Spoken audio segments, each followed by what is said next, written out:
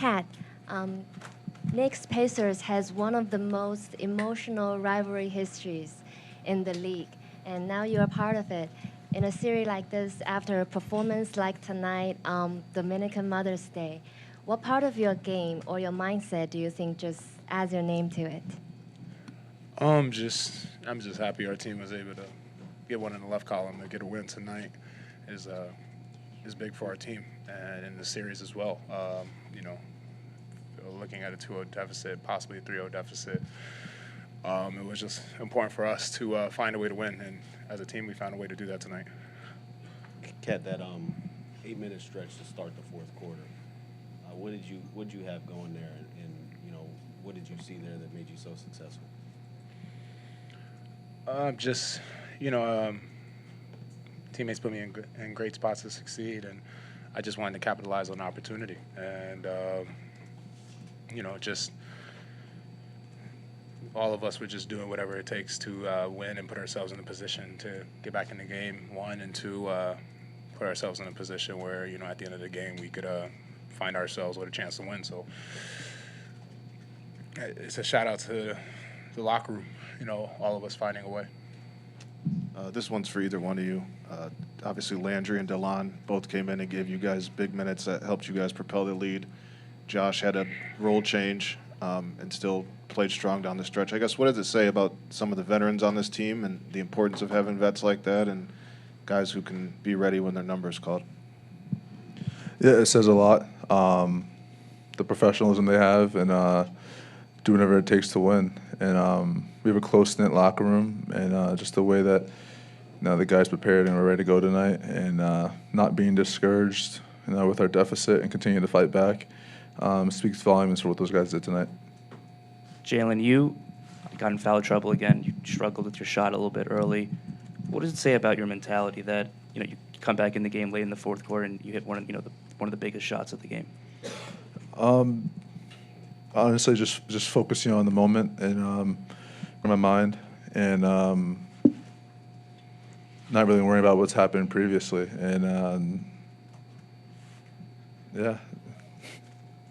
For either of you guys, obviously big win tonight. Could have had game one or game two. So you're down 2-1 in this series. I'd love to know what you make of this series so far. It's a series. It's unpredictable. I mean, obviously, no lead safe, and both teams are going to continue to fight to the buzzer. And got a lot of respect for them over there, and we just got to continue to keep playing our style of basketball, keep grinding it out. I guess for either one of you, you guys have done this before, down 20, but down 20, a lot of things, foul trouble, things aren't going right. Just kind of what does it say about the mental toughness of this team? It says a lot. In the locker room, we talked about the biggest part of our comeback and everything was, we could quickly start to point fingers. We can quickly start to just turn on each other. But we got together as a team, and we made sure that everyone was encouraging each other and making sure that it's not over. We got to keep fighting, keep chipping away, and we did that. And I'm just proud from the way we responded. Yeah, we needed it. Karl, in that fourth quarter, you just seemed to be extremely locked into game time situation at kind of every possession. Even when you didn't have an outlet, bringing the ball up a few times and playmaking from there or going straight to the hoop. What inspired you to kind of pursue that quarter with that level of aggression and intensity? Just saw an opportunity. To utilize all those hours I put into the gym. And game wasn't looking great for me as well, but for all of us. And I just wanted to do whatever it takes to help put us in a position to win. And like I said, it's a testament to my teammates, having trusted me and giving me, putting me in spots where I could succeed and utilize my talent. So it's just testing, shout out to the guys in the locker room. This is a great team win. But we know we got to be better than we were tonight if we expect to find a way to get another win. Hey, Jalen, what do you think was going on the first 3 or 4 quarter, or most of the fourth quarter that kind of got in your way? Was it the defense? You seemed really frustrated? at Sorry, points. when? I would say most of the game, like up until you came back. Yeah. Yeah, it's an emotional game. It's a long game. Things can happen. Things can not go your way, and you can easily, obviously, crash out, or you can respond the right way. And Crash out. I Just- love that. that's what came to mind. But I got people in my corner, people on this team who believe in me and believe in us, and so just the conversations that we have as a team and the encouragement, everything we do, is important, and especially throughout a 48-minute game. And so, I continue to believe. Karl, just following up on that emotional game kind of conversation, wondering what was the last, day like for you? Frustrating fourth quarter, frustrating. You mentioned that the game wasn't looking so great the first 3 quarters. Are you able to compartmentalize, put those things behind you? What was your thought process like as you moved from New York to Indiana here? Just, fourth quarter is different. It feels like a whole nother game. So just let, last game, those 3 quarters go and just focus on giving yourself a chance to win the game. I just, like I said, my teammates put me in spots to succeed. And to piggyback on the question earlier, did you expect anything less from JB? I mean, he got that award for a reason. So we knew when we got in that fourth quarter, we got late in the game, he came back in the game. I think we all felt very confident. If we could get him the ball, we would see some buckets happen. This is for either one of you guys, but and this might be the 3rd or 4th time where you guys have seen a 20-point deficit and then just erased it. We're not proud of that. I know. I know you guys would rather not be down 20, but the facts are when you are down 20, you come back to win. Just what happens in those moments where you're staring a deep deficit down that allows you guys to rally together and find a way to win where other I think teams it's like might what not. JB said, just that locker room.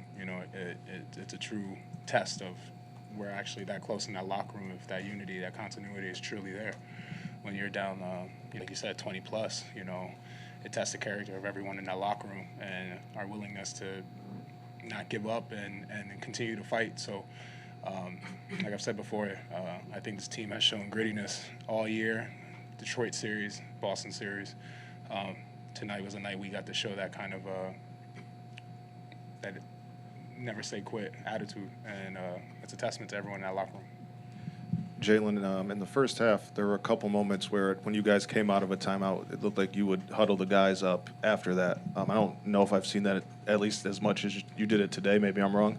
Just kind of what was your thought process in making sure you guys talked again before you went back out there and taking that approach at that point in the game? Just making sure we're all on the same page. Simple as that. Jalen, Josh was saying talking about the decision to come off the bench. Said that he had been having a conversation with Tibbs for a couple days now, since I guess after Game 5 of Boston. Yep. Just kind of, what does that say about him, that this is a guy who's going to start all year, very productive, and is suggesting that? Yeah, he wants to win, and it just shows who he is as a person, as a player, as a teammate. Doesn't care for anything individual, just wants to win, and so that's a true testament of a great teammate. Hey, Tom, I think you've talked before about it's not who starts, but how you finish, and I guess Josh, whole fourth quarter and the contribution he made down the stretch there. Yeah, hard-fought game. I thought we got off to a good start, then we got into foul trouble, and then we finished the half pretty good, and then we were at our best in the fourth, and a lot of guys stepped up. I thought Cat's presence, Josh all-around play, doing what Josh does, everything. I thought Deuce gave us good minutes when Jalen was in foul trouble. OG was terrific throughout. Mitch gave us good minutes. And then Landry and DeLon did a really good job as well. Tom, obviously Towns 20 in the fourth. Just was there a concerted effort to seek him and hunt him, especially with the lineups that you had on Yeah, the floor? well, I think that's sort of the mantra of the team. They're unselfish guys. When someone gets going, right, you try to continue to keep them going, and that's recognizing what's working. And so it was everyone working together to find open shots for him, which I think is important.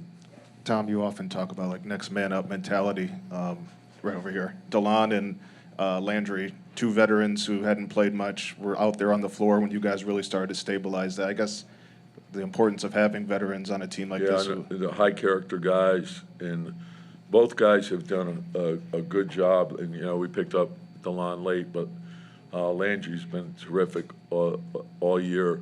And he had the unfortunate injury in training camp or preseason, but he's played really well, and he's great for the team.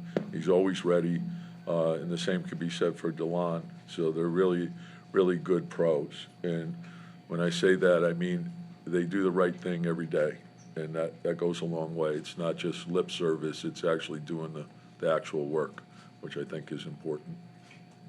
Tom, your guys, over the course of time since you've been with the Knicks, they play tough, they play through injuries.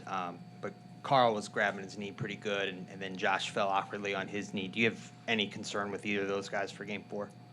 No, I don't know if you're aware, but our medical team is voted the best in the league. So they are tough-minded. I think it's at this time of the year, the mental toughness is probably more important than the physical toughness, and both of those guys are mentally tough, which I think is huge. Delon and Landry, obviously, you just said had such a big impact. What about the game did you see that had you give them all that playing time and more playing time than they usually get? Well, foul trouble probably helped. Yeah, but like we were gonna play him, put him in the rotation just to get a different look, and it ended up unfolding because Deuce picked up 3 fouls in a minute and 22. I don't know if I've ever seen that before. So there was some unusual calls, to say the least. Tom, that's what I was going to ask you about Deuce, those 3 quick fouls, but then he had that one spurt where I think he scored 7 or 8 points in a row for you guys. Yeah, it's not easy to do, particularly when, like you go to the bench after a minute and then you got to still stay in the game mentally. And so, but I thought his intensity was huge for us. He's a catalyst. It's his defense, his hustle, and I think it gives people energy when you see him flying around like that. Tom, it's now 3 wins when you've been down by 20 in the playoffs.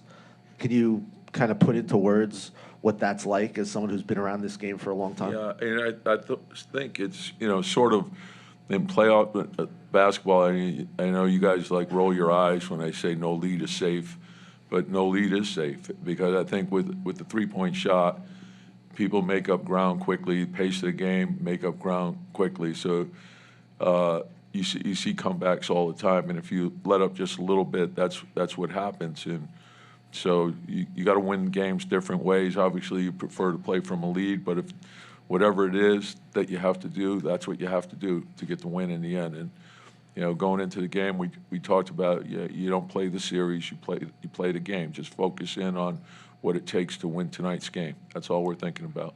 Hey, Tom, the lineup change. What can you kind of take us through? What went into that decision? We could. You could, but we won't. You did though. You did actually. You actually did it. So what went behind actually doing it? Yeah, and again the same thing. And I said this to you guys earlier. It really didn't impact either guy from a minute standpoint. So to me, when Mitch was coming off the bench, he's a starter coming off the bench. Josh comes off the bench, he's a starter coming off the bench. Their minutes are going to be the same, and both guys mix and match. They both guys are comfortable with both units.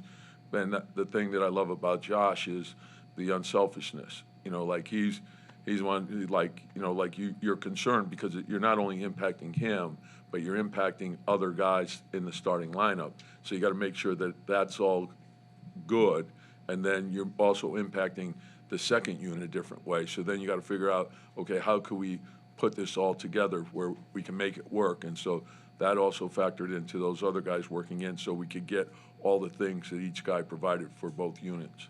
Tom, can you talk a little bit more? I know you said people realized he was hot and they were getting the ball to Cat, but I mean, he was dunking, he was shooting threes. I mean, he was doing it when Jalen, your other top scorers, and major foul trouble. What's that like to watch for you guys? That's great. I think everyone has different strengths and weaknesses, and so we always talk about playing smart. And when you're playing smart, you're playing to your strengths and you're covering up your weaknesses. So you can't get here without being a great player. So whatever it is that you do great, that's what we want you to lock into, and not only understanding what you do well, but also understand what your teammates do well. So lead them into the things that they do well and cover up what their weaknesses are. When you do that, you're playing smart and you're enhancing your chances of winning. And Cat, as we know, is a very gifted scorer. He can score 3 different levels. He's comfortable at the three-point line. He's comfortable putting it on the floor. He's comfortable playing back to the basket. So as long as he stays aggressive, it's a huge plus for us. And then the double team comes, and then he can make off that. Hey, Tom, we let's don't let's see, spec- Tom, we don't see Jalen on the bench often when you guys are playing well in the fourth quarter. Obviously, he has the foul trouble. He comes off, I think, 7 minutes to go. He comes back 1:45 or so. How are you determining? All right, it's time to go back to Jalen at this point? Probably more time and score, and just trying to get it to the point where you felt like, okay, what do we need in the game right now? And the group was sort of in a good rhythm, so we probably went a little bit longer than normal. But I didn't like it. It was hard, like even Mikhail's last foul. It was hard to judge how they were calling the game, so that was a big concern. And I knew we had to have him down the stretch.